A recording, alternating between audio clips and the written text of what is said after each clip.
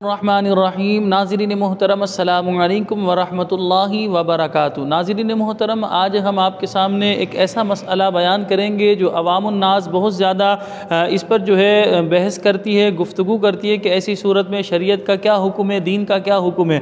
تو آسان لفظوں میں آپ کے سامنے بیان کریں گے، آپ سے گزارش ہے ویڈیو کو پورا دیکھیے گا۔ دیکھیں، اگر خدا نخواستہ کسی خاتون نے بدکاری کی، یعنی کہ جس کو اور کھول کر میں بیان کروں تو زنا کیا، اور اس سے وہ پریگننٹ ہو گئی، حاملہ ہو گئی، تو اب ان کا نکاح جو ہے وہ کسی سے ہو سکتا ہے یا نہیں؟ بعض لوگوں کا کہنا یہ ہے کہ ان کا نکاح کسی سے اس وقت تک نہیں ہو سکتا جب تک بچے کی ولادت نہ ہو جائے۔ تو یاد رکھیں، شریعت مطہرہ کی تعلیم یہ ہے کہ یہ خاتون نکاح کر سکتی ہیں۔ اب دو صورتیں ہوں گی، یا تو جس شخص نے یہ غلط کام کیا اس سے نکاح ہوگا، یا کسی اور سے نکاح ہوگا۔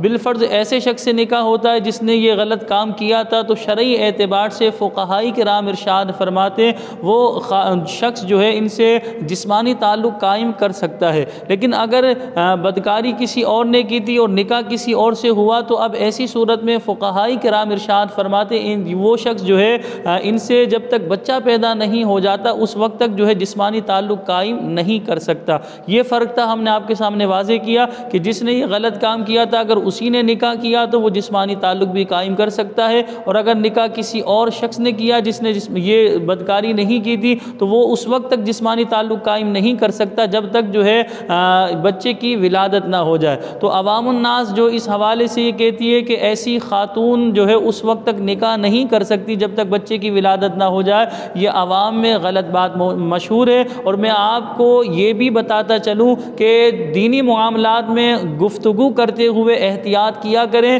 کیونکہ یاد رکھیں جو بغیر علم کے فتویٰ دے گا، یعنی بغیر علم کے کسی کو مسئلہ بیان کرے گا، مسئلے کا جواب بیان کرے گا، تو اس پر زمین و آسمان کے فرشتے لعنت کرتے ہیں۔ تو یہ لوگ آسان سمجھتے ہیں، چوراہوں پر بیٹھ کر، چوکوں پر بیٹھ کر جو ہے فٹ پاتھوں پر بیٹھ کر اس طرح کی کلام کر رہے ہوتے ہیں کہ بھئی حمل کی حالت میں طلاق نہیں ہوتی، ایسی عورت کا نکاح نہیں ہو سکتا، اس کی عدت اتنی ہے، ایسا کر لیں ویسا کر لیں۔ تو یاد رکھیں، دینی معاملات میں گفتگو کرتے ہوئے احتیاط کیا کریں۔ اگر آپ نے کوئی بات مستند کتاب میں پڑھی ہے اور آپ کو بے عین ہی یاد ہے تو اس کو بیان کر دیجئے، یا آپ نے کسی مستند عالم دین سے یا مفتی صاحب سے پوچھی ہو تو اب ایسی صورت میں آپ آگے بیان کیجئے۔ سنی سنائی بات لوگ بیان کر رہے ہوتے ہیں، اپنے پاس سے بنا کر بیان کر رہے ہوتے ہیں، یاد رکھیں اس سے نقصان یہ ہوگا آپ کی قبر میں آگ بھڑکا دی جائے گی۔ یہ جو ہے غلط مسئلہ بیان کرنے کی وجہ سے بندہ جہنم میں بھی جا سکتا ہے۔ تو ہم سب کو اللہ رب العالمین سے ڈرنا چاہیے۔ اگر دین کے مسائل بتانے کا شوق ہے تو دین کے مسائل پڑھنا سیکھیے، پڑھیں، اسٹڈی کریں اور ان کو یاد کر کے دوسروں کے آگے بیان کریں۔ یقیناً آپ مسئلہ بہت اچھی طرح سمجھ گئے ہوں گے۔ مجھے اپنی دعاؤں میں یاد رکھیے گا۔ السلام علیکم ورحمۃ اللہ وبرکاتہ۔